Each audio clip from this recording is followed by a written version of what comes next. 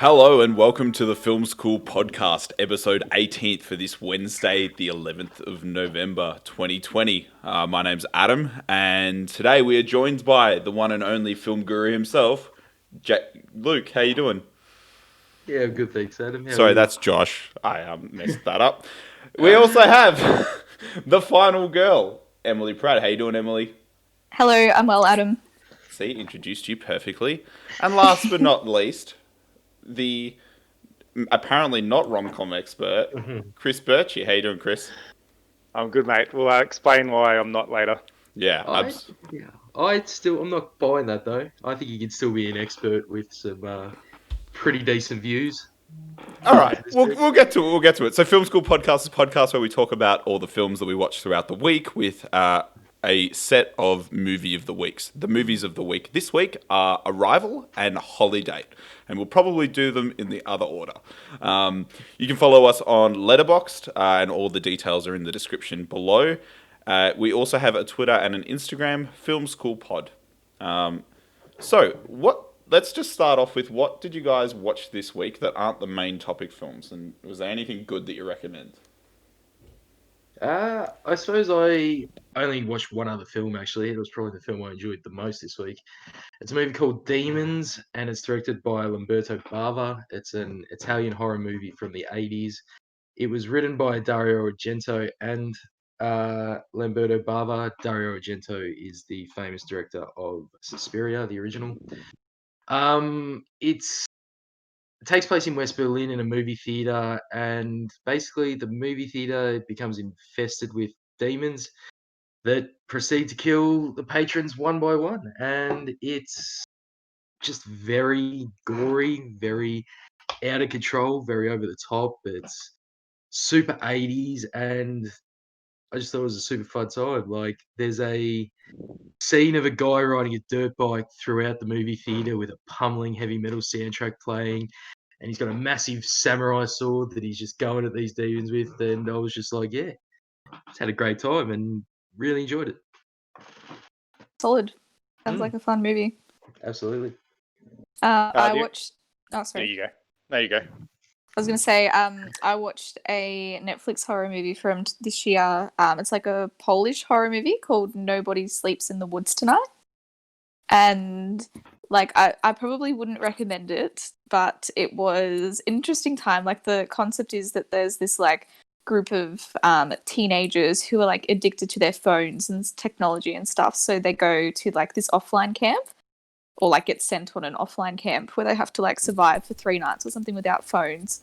But then they discover this like deadly danger lurking in the woods that like starts just killing them off in like a slasher style.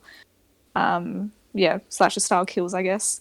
And it had a lot of promise. Like, to start with, it was like going pretty well, and I really liked the fact that it wasn't like condemning technology, like what a lot of movies tend to do these days, I think. And it was even like, kind of self-aware. Like, there was a character like joking about like, the horror tropes and all that sort of stuff. But then it just went downhill. So it had a lot of promise, but just didn't quite go anywhere good. I reckon it's a good watch. I reckon give it a go. Like, not, as you said, not great, but if you like a gore type movie, lots of kills. It's rated R actually, so yeah. Oh, wow. Yeah, decent watch. It's actually, if you watch it, Adam, you might be reminiscent of a young 16 or so year old yourself, I reckon, with the main character. Oh, really? Okay. Well, now you've piqued my interest. Was it like a real fat little chubby kid who's like real nerdy? He was like, one of like I don't know, he was like a Twitch streamer. Oh, not a Twitch streamer, but he had a... He was. I think it was. Yeah. I think it was the equivalent Came of to a school Twitch with an streamer. iPad, that sort of guy. Yeah. All right, Josh. Sorry, Chris. Did you watch something that wasn't horror related? I only watched these two and that one. So I only watched a few movies as well. Well, I watched one that I actually really recommend you guys checking out called Kajillionaire. So essentially, it's about a bunch of con artists who train their daughter to swindle and scam and steal like at every turn, and it's just really weird. Like the way that it's filmed, like it's very like stylized, and they recruit a stranger to come and join this family of con artists. And yeah, it was really good. It has like the girl from that HBO show. Oh, the name's escaping me right now. The one Wild Wild West. The one. What's the one where they sit in the Western?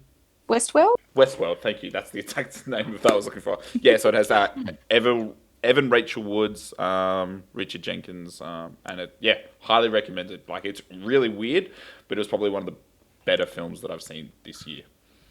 So, yeah, that was it. All right. I think that's probably a good part to now jump into the main topics. So,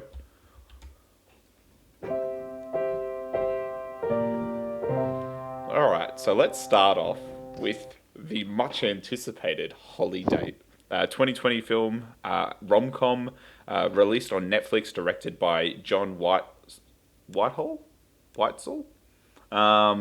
Has the producer Mick G, which I know Josh is a huge fan after they did the Babysitter series.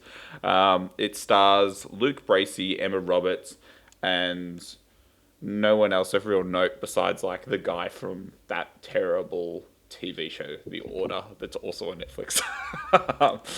So, do you want to give us the plot summary, Chris? Yeah, I'll go through it. So, as the movie is called Holiday, it's pretty obvious what it's about. Pretty much the title gives it away. But I'll go through a very brief synopsis. So, the two main characters, so the names are Sloane and Jackson. Jackson being the Aussie character there, and Sloane being, is it Julia Roberts' daughter or aunt, niece or something? Am I right there? Am I having a guess? Yeah, Anyone? Julia Roberts' niece is Emma Roberts. Niece, cool. So Emma Roberts. Really? Yeah. Wow. Yeah, so that's probably the fun fact of the movie. But yeah, they're fed up with being single on all the main holidays. So these two strangers, they meet. They decide to be a platonic +1 all year. So they're each other's holidates essentially. And then, as you'd guess, they catch feelings for each other, and as every rom-com goes, they muddle their way through of getting together or not getting together. And yeah, I suppose the whole concept of the holiday was from the auntie as well, in a sense. Her auntie Susan, who had every holiday she brought over a new guy type thing. So that was kind of her thing, which I maybe caught on a little bit there. My opinion of the movie. So I actually did have an enjoyable time watching it. So I do have a little bit of a thing of not minding most rom-coms. Good man. So I didn't mind watching it. But in saying that, 3 out of 5. I gave it a 1.5 out of 5. So it was enjoyable enough to watch. I could sit there and watch it, but I knew it was terrible. Like, I just knew this movie was not very good. So to put it in a small sort of summary for listeners and for you guys, I reckon this is the kind of movie that I put on, I prepare my dinner, I do not pause it, I just leave it still on, and then I'm happy to come back in. I'm happy to miss a minute or two. I'm happy to do the dishes after my dinner, and then I'll keep watching it and I'll know what's happening, but I'm not that fussed if I miss a few minutes of it. So that is probably what I thought about the movie. And what did you think, Adam? Look, I think that this is a very run-of-the-mill rom-com, but I quite enjoyed it. I thought that it definitely hit all the rom-com tropes that I wanted it to hit. I particularly like how bad the male actor is. He was quite entertaining to watch, especially in that final scene inside the mall. His reaction to this person getting up on a microphone was totally unbelievable, but it was fantastic at the same time. Look, I just really enjoyed, you're not going into this film going, this is going to be, cinematography great. You know it's not going to be, a fantastic story, but, watching two people, just go through the motions, it did a great job. I also really liked the scene where, he blows up his finger. With the fireworks? Yeah, with the fireworks. I feel like that's it was very relatable, I think. That's what I got out of this. Yeah. And what about you, Josh? What did your girlfriend think? Because I know that she was excited. Or did she watch this with you? So she'd already seen it, and Amazing. she says to me, she's like, "It's terrible. It sucks. You're gonna hate it." Yes, And Jax. she was right. She was 100% right. This wasn't a fun bad movie. This was a boring as shit bad movie. Like, I could not believe how long this movie went for. Yeah, I the had the runtime's same, terrible. yeah. It may have said 100 minutes, but I paused this at 20 minutes, and I was like, oh, phew, okay. Then I watched it for another 6 hours, and I paused it again, and it was 50 minutes in, and it had 50 minutes to go. And I could not believe what was going on. All right, but to get into some actual criticism, I'll make one that this isn't just a criticism of this movie. I just hate that movies are still pulling this joke and this trope because it's really outdated and needs to change. I hate that movies like this always act like male consent is a joke. Because there's a scene early on in this movie where the male character is on a date with someone else and she throws him on a bed and she starts making out with him, she hops on top of him and he says no like twice. But the whole joke is she keeps going, he starts to enjoy it. So that's okay. That counts as consent. And I just find that really needs to go in movies like this and just movies in general. Because it's not a good thing to do. And I don't know. I found a movie like this, which acts like it's self-aware at the start, was so painfully unself-aware throughout the film. It was crazy. Like there's this whole scene where like, oh yeah, this is what's wrong with rom-coms, ha ha ha, and then proceeds to do the exact thing to the point of it doesn't do anything new. Because And I actually had like hopes for it at the start when like Emma Roberts' character was all like, "Oh, like can't I be single and happy? Like I don't need yeah, to like be bringing yep. a partner to things. Like fuck Yeah, off." that's true. And then by the end of it, she ended up with someone. So it's kind of like, well, okay, like that was, you know, Yeah, the entire movie just reinforces like throughout the entire movie, it's just like you're not going to be happy unless you're with a guy, and she's like, Mm. no, I'm fine, I'm fine. You're not going to be happy unless you're with a guy. Then throughout the movie, she's like, I'm not going to be happy unless I'm with a guy. yeah. And every single conversation in the entire movie is just about how finding a partner is the only important thing in life. Yeah, And- the worst part of that too is so you know, you're obviously trying to say, yeah, I'm happy being single or whatnot, and then the main actor, the Aussie guy Jackson, when he sort of bails her out when the ex-boyfriend and new girlfriend are there in the chocolate shop, Yep. and then when he goes, oh, you owe me big time, and then he's the joke is there. It's like, oh, maybe you can give me a hand job, and Yeah. like the joke's there, the joke's done. But then they go to the truck afterwards, and she actually gives him a hand job, and you're like, "What?" No, No, she she doesn't. go that She gives far. him No, chocolate. no, She gives him chocolate. chocolate. Oh, does she? Which was an even worse. It was a bad. It was a Oh. bad cut. I'll admit that was a bad cut. Oh, They're all right, bad. I missed it. I was just like, "What?" Could be, as I said, preparing dinner, going back and forth. Because I maybe thought, missed it. yeah, I thought that too. Because I was like, "What the heck's happening?" And like, also, like, this is definitely targeted towards like younger, like. Yeah. No, I'll tell you, I know the sorry. exact target audience. I have a Tell theory me that- what the target audience. Because like, I can admit there were like, yeah, lots of terrible parts of it. So this movie is not meant to be watched. That's the thing. And that's why it ranks so highly on Netflix, and this is why. So the term Netflix and chill, as we know, has become code for casual sex. You invite someone over, you put a movie on, you get to having some fun. You're not watching the movie. The movie plays in the background. First 5 minutes of this movie gets watched, and then the rest. And that's why it gets such a high rating on Netflix, because it's the only explanation. I actually agree with Chris a lot in terms of like, this is a movie that like, yeah, I was doing other stuff. Like, you know what I mean? Like Gives you're it like, gives it 3 stars. yeah. because I enjoyed it. Like there was a level of enjoyment, you know? Like it wasn't like awful, couldn't sit through the entire movie, you know?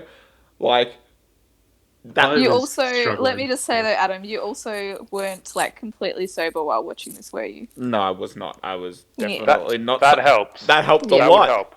Yeah. Alright. Maybe recommendation. Wait, was this on a date potentially? No. Oh, maybe it was. So maybe No, Josh has got no. this right. I no. I have to watch all of these movies that we do for the review solo so that I pay attention. Okay. All right, I'm gonna raise some issues that this movie has as well. Yes, come on, And give us the. Adam will be like, oh no, blah, nah, you're looking into it too much. Give us the hard bits, come on. The minority representation in this movie is so cliche and so backward. I could not believe it. There are two black guys in this movie, right? One is a homeless drunk that the auntie brings to Christmas. The other is a pro golf athlete who dresses up as Black Panther for Halloween. Who is writing this? Like, Yeah. these are black representations out of the early 70s. I hadn't even picked up on that, but now that you've mentioned it, I'm yeah. And the guy of Indian descent is a doctor as well. Let's Yep. let's not act like positive stereotypes aren't a thing as well. I was gonna say, Oh, sorry, you go. I was going to say, isn't it slightly forward by having the guy, the black character, as Santa? Wasn't he Santa in the mall, or was he? Which is obviously a bit random. I wouldn't say that was forward thinking with the way they presented him. Oh no, I was only. Oh yeah, I know. Yeah, that's just a statement of McG produced things. I mean, happens in The Babysitter too. It's as if the last 30 years haven't happened for the black characters in McG films. The thing I'd like to quickly mention too is this whole concept of a holiday. Would you actually want to find a random to be spending New Year's Eve with? Do people actually No. I don't know. That didn't compute with me because I was just surely you would want to invest your time and energy into friends, family, and even how she was yeah, I'll take him along to all these holiday family events and stuff so that they stop pestering me. But they still do anyway because they're oh, when are you going to find a real relationship? So it's not it even helps her out there. It's just so pointless. They all knew every family member knew that she was just bringing him along for to fill a spot. And you're just what's the... I agree. This is stupid. What was the point? It was just let's just have another person there. And the fact that there was literally no reason for them not to start dating at any point throughout the whole film. It's the one conversation they had at the start. Oh no, bro! He found her unattractive. Didn't you hear that? Oh yeah. I mean, if we're gonna take away points for films having unrealistic plot points, I cannot believe how this scored a 3. I'll be honest with you guys. I feel like it scored a 3 just to make you guys sit through it. We're gonna sit through it anyway. All the enjoyments come in the aftermath. we were gonna sit through it anyway. All right, I think that's a pretty good spot to stop our holiday movie of the week. Any final thoughts? Oh, there was one more. Yeah, I had one more thought. There was one scene that I was this could be awesome. I was actually thinking I could give you an extra half a mark or a mark just for this. It was the scene in the supermarket where they're if Ryan Gosling was behind you, you wouldn't even run to him or whatever it was. And for a second, I thought there was going to be Ryan Gosling behind her, but it wasn't. So yeah, I agree. The best part of this movie was the part that didn't happen. Yeah. It nearly happened, but it didn't. A hypothetical imagined part of this movie is better than the entire movie. Can we just talk? How bad was the main guy's acting? That it was terrible. But Emma Roberts wasn't any better. Let's not pull punches. Right. She was horrible too. No one in this movie gave a fuck about anything. Honestly, they're just cashing the Netflix check. They've read this script. They're yeah, people are going to be banging throughout this entire movie. I don't give a fuck. Give me my money and I'm out of here. Yep. 100 minutes long and it felt like 3 hours. Yeah, the 50-minute mark, I was how is there still 50 minutes to go? It was a challenge. I highly probably don't recommend you guys watch another movie called Little Italy with Emma Roberts and I don't know, the guy from Star Wars that I think I talked about it on one of our podcasts. Yeah, that's also... Is that the one that you were recommending and then we looked it up and it had an average of 2? And yeah. I thought it was better than that. It's the same. It's the same terrible quality. Yeah, yeah. Emma Roberts is, as it turns out, finding a niche for herself in these terrible rom-coms. All right, next movie.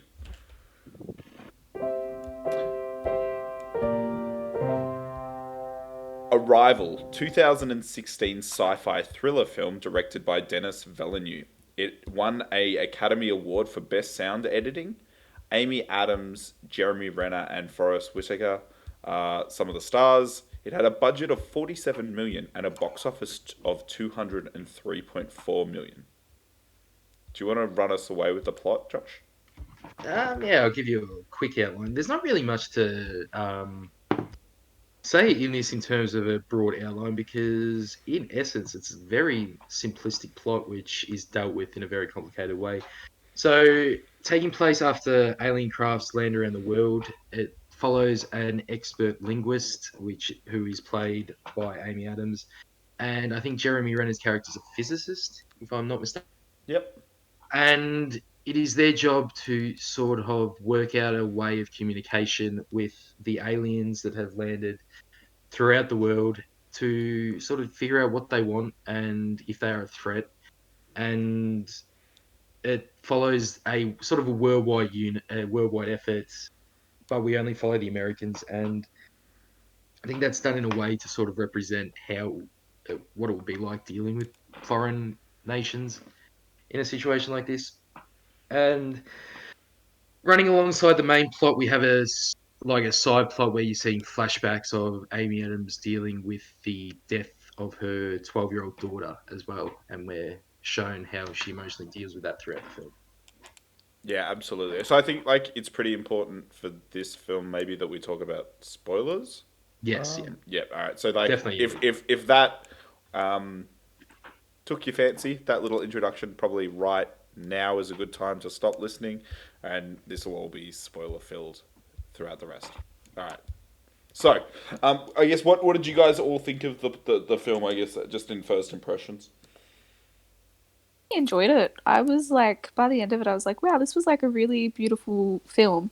And I really enjoyed the fact that like, yeah, it was sci-fi, but like the focus of, you know, the aliens coming to Earth wasn't on like the science of it so much. It was more like language. So obviously being, you know, an English teacher, I was like, oh yes, I love this. I love that like it's looking at like how important communication is and being able to understand others is in this context. And yeah, I thought it was like quite sad at the same time, like with all the stuff to do with memory and like obviously like the daughter and all that sort of stuff. But yeah, I was really impressed with it, and I didn't expect to be. I was the same as well. Yeah, I was quite impressed. I wasn't expecting it to be so good because there's quite a few alien type movies that are out there, and I think this brought us sort of a nice little twist on it. Yeah, the language part was really good. I also liked the way that they analysed patterns and so forth to try and communicate. And yeah, just the whole concept of what the weapon was, which I'm sure we'll explain later, was done really well. And yeah, like I really liked it, and I'd highly recommend it. Yeah, it definitely gave me Independence Day vibes. Like obviously, like all of the like aliens coming down to Earth, and then like the idea of like trying to communicate with it. But I think that like what I liked about this film was that it was such a different type of spin on it. Like it was focusing on like not so much like conflict, which Independence Day does. And yeah, the fact that like it was all about like trying to communicate and like discovering the language, just like I don't know, it was such a good spin on it. And especially the twist and the weapon and just the way in which America reacted to it, I thought was very on brand. What about yourself, Josh? Like you'd seen this before, yeah? Yeah, I'd seen this before. I saw it when it came out, and I may have even underrated it this time. I gave it a 4. I probably could have squeezed into the 4.5 because it's just really well crafted movie. Like everything works, the acting works. Denis Villeneuve is one of the best directors in the world at the moment. I think that's pretty obvious. I agree. I think the way it was shot was incredible too. Like it was like the color palette was like quite dark and grim. Yeah. The way that the cold open of like the daughter and like watching her grow, and like they're not. All right, so just like jumping, I guess, into the spoilers, the way that like you think that it's all been like a linear time progression, but when you realize that it's not, and like the weapon is that it gives you the ability to like time travel and see through the astral plane, like I thought that that was just awesome, and like that being the weapon, I don't know, it like, and the way that I think he mixed that into the story really worked well. Yeah, I love this movie progresses in a really interesting way, and the way it functions in terms of sort of the split timeline. And when we find out that it's due to her learning their language, and she starts seeing time as as you were saying, as a non-linear path, and starts seeing all time at the same time. And I mean, everyone respects the ending of this film for great reason. And I think when you find out that the death of her daughter hasn't happened yet she's still willing to go through all that pain and all that suffering, because it's not about the end of the journey, it's about the journey you take and all the time she's going to have with her partner and her daughter and such. And yeah, the ending, the last 10 minutes or so of this movie are stunningly beautiful, I felt. When you said too that like this has won an Academy Award for the sound, that made so much sense to me, because like I found the score like added so much to it in terms of like, yeah, just the way it made you feel like sad, the way it like made things seem tense, like it just complemented everything that was happening on the screen really well, I thought. I didn't realize that linguists get paid that much money, because like she has the dopest house too.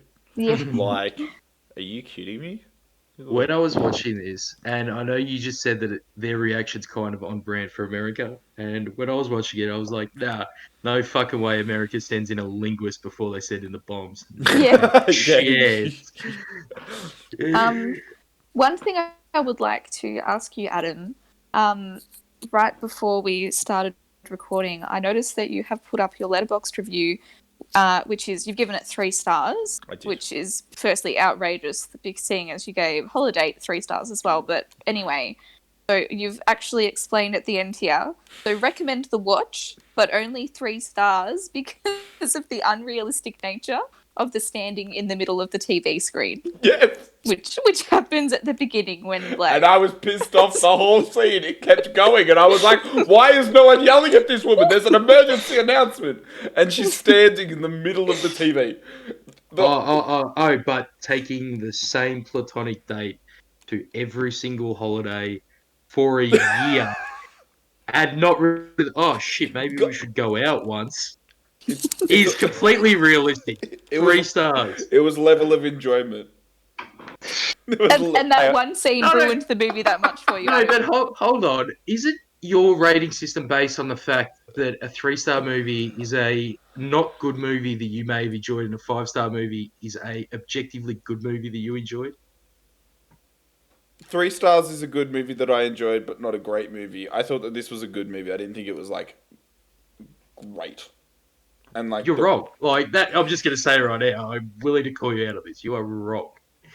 There is no way that Perks of Being a Wallflower is better than this movie. As a film. It's you guys are looking at it like a scale. No, but your system. No, but I'm saying I enjoyed it. Scale of enjoyment. Yeah, I enjoyed it. I enjoyed it. I wasn't like, oh my god, this is the best thing I've ever seen. It didn't hit that. It didn't hit that note for me. But the way you've explained your scale, yeah, it doesn't. Well, one, yeah, your review doesn't say that. You actually say that it's an amazing film with your review. In your in your review, you actually say this exact phrase: "Loved the film." I did. I don't know about you, but "loved" is a very strong word. Loved is a very strong word. I don't know. But haven't we established that your rating scale, the difference between a 3 and 5 goes on the actual quality of the film, and not an enjoyment factor? No, it definitely goes on enjoyment. It's a combination of everything. You're right. I could see this being a 5 film, but that one scene threw me out of the realism of it. That one scene was not in the movie. You would have given this a 5. Nah, I don't think so either. Like, You are so trying to justify a broken system here. I'm recommending everyone go out and see Arrival. Is it kind of an Independence Day ripoff? In a way, yes. Is it? You're kidding, right? This movie's so much better than Independence Day. It's ridiculous. All right. In Independence Day, so I can't comment. Wow. I need to rewatch it. I remember I really liked Independence Day, but I can't fully remember it. I've seen Independence Days like more times than I can probably count on my hand. I don't know where I was going. Don't quote that, Emily. Don't quote that. Yeah, I don't know. It's very similar premise. Like the entire build up of like the only difference is the aliens attack, and that's why I think I quite like this film because it was a different take on it. But this was also like a little bit slow for my liking. If I'm being honest with you guys, it was a little bit slow. Like, I don't need to justify it to you guys, but I'm giving it a It was 15 minutes longer than Holiday, and Holiday felt like it went for 4 years long. Yeah. I don't know. I feel like Amy Adams was just playing Lois Lane again. She was all sad and mopey. I feel like you're just going from point to point to try and justify that you're not wrong when you are. Anyway.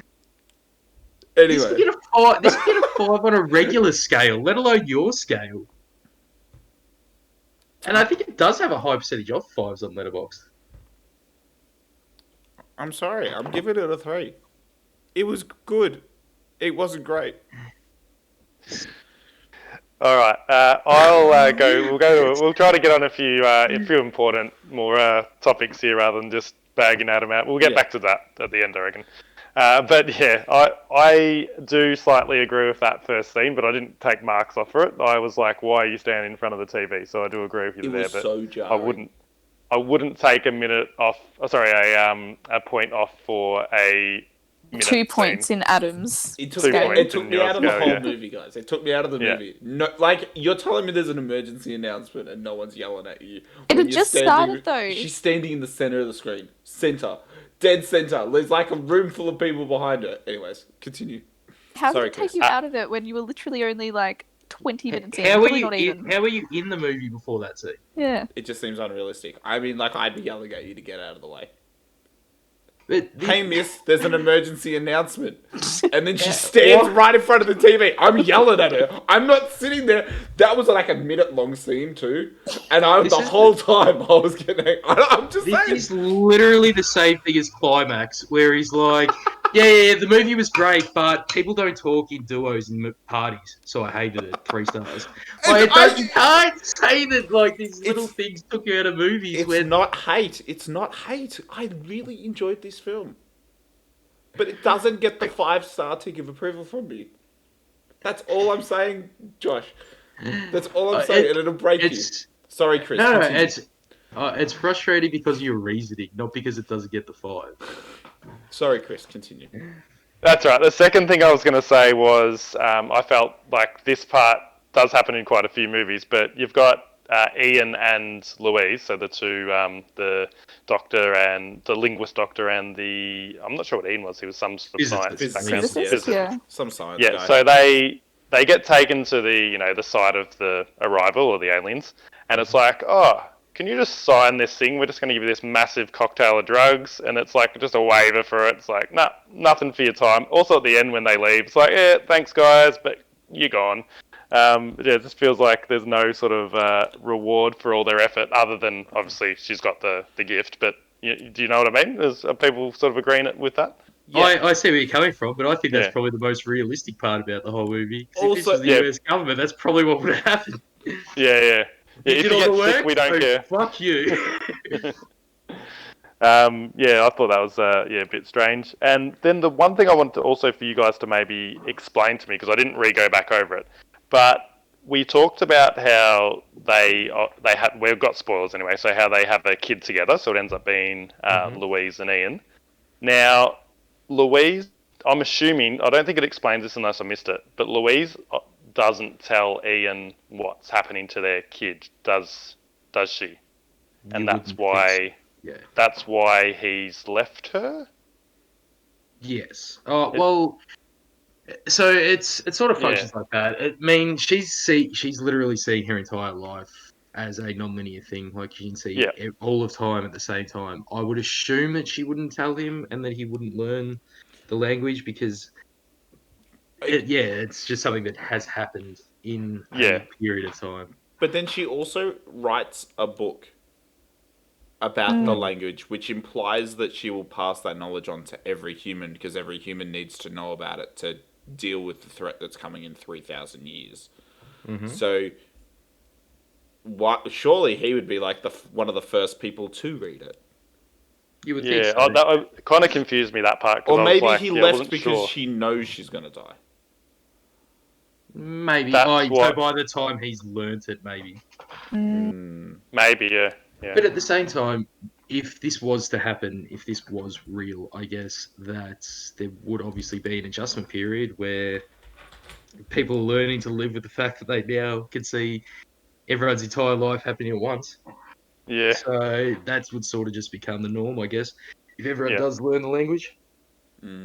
I did love the scene with the Chinese government, the main guy there, where she needs to know the phone number, but she obviously does her non-linear time sort of travel or however you call it to see the number in the future, and then comes back and actually is able to pretty cool. dial it in. That was pretty cool.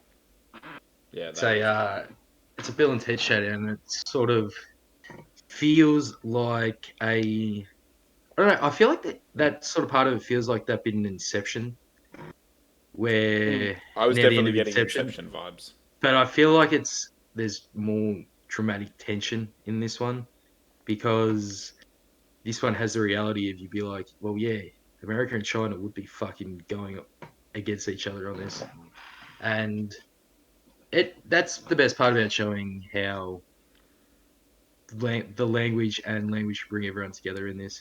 And I feel like they do a really good job earlier in the film when they're sort of going from the base of the language and she's trying to explain to Forrest Whitaker's character, the general, that we have to start on a basis of they don't know anything, because if they misinterpret something and we're doing things wrong, then we will get misinformation, which is exactly what did happen and which sort of sends the plot forward. And that's another part that I really liked about this film, is that all the danger in this film is on the humans and their willingness to accept that everything must be war, or that the intention for everything is for taking over Violence, and everything. yeah. Because it's such a human nature thing. It's literally the only reason they do it. There's no sign of aggression from the aliens at all. And they're just like, oh no, they must be counting down. They must be attacking. Oh, it's the weapon. It's the weapon. It's like, this, feels like what would happen if you had real world powers trying to It's deal that with whole each other. fight or flight type thing, isn't Yep. it? So Yeah. one other question. So there were so many different ships, right, and so many different locations that had, like, why were they at all the different locations? And why were they in Perth? Didn't they know where everyone was? If it Well, was like a I thought- communication bit. Yeah, No, so I think I can explain it. I actually think I have a reason for this. I don't think they were in Perth either, because then there was that other map they showed, and it was just like kind of in the middle of the ocean. And I was like, what? Was it? Okay. But yeah, it was like Australia. I thought that the reason for that is because they knew sort of the outcome, that they sort of knew where they had to be to deal with the people that needed to be in positions. Because like the people who all contributed something differently, I think. Yeah. Okay, that makes sense. That's just my logical conclusion. I don't actually know, but it sort of made sense. I think the only thing I found a little bit jarring, and I think I knocked a few points off because of it, like just more justification, is there really only three main characters in this whole film. Like, maybe you could classify the general as like a character as well, but like it's really Amy Adams, Jeremy Renner, and Forrest Whitaker. It was like, surely there were going to be more scientists. There needs to be like, I don't know. I just felt like there could have been more, and still conveyed a really good story. Still think it was good. Anyways, I can tell that I'm frustrating everyone by my No, comments. I don't understand what another character would have added, though. Yep, valid point. I think one other thing that like I just thought was like a little bit odd about it was how like when they went aboard the like alien spacecraft or whatever for the first time, like the two scientists hadn't really been briefed about what to expect. Like they were really just kind of like thrown in there with like no real brief, and like it didn't feel like they'd kind of been like given any sort of warning about like what they were going to look like, what it was going to be like, and it just struck me as a bit odd, that part, but like it was fine. It didn't make me take a mark off it like Adam or anything. That was unrealistic, especially that like you'd tell them, you know, we're going to get in there, and then the gravity's kind of going to go. Like that. you're Yeah, gonna have definitely that part. Yeah. Yep. There was with the oxygen thing, like how they kept the mask on. Isn't that why they took the bird in? That's what I thought. Yeah, just no one was willing to be the first to take be the risk. exposed to it. Mm. Yeah. All in all, I think it was a pretty it was a good movie. And I think that you should definitely check it out if you're a fan of sci-fi. And even if you're not, I think that like it just is a standalone great film. I think, a standalone great. 3. Three stars. All right. So moving on from my rating system, because I'm never going to hear the end of it. What are the films we're going to watch next week, Emily and Chris? Because you guys are up for the choice. I picked one called Lars and the Real Girl, which has Ryan Gosling in it, and it seems very, very strange. So hopefully it's a good one to speak about. And I have selected His House, which is a horror film on Netflix about a refugee couple that escape to an English town but have to deal with some sort of evil within that town. Awesome. So you will hear our thoughts on those next week. Thanks so much for listening to this episode of Film School Podcast, and thanks so much, everyone, for your valid opinions on all of the movies. You can follow us at Film School Pod. You can follow us on YouTube and all podcast services. We also have individual letterbox, and all the details for those are in the description below. Thanks so much, and we'll see you guys next Wednesday.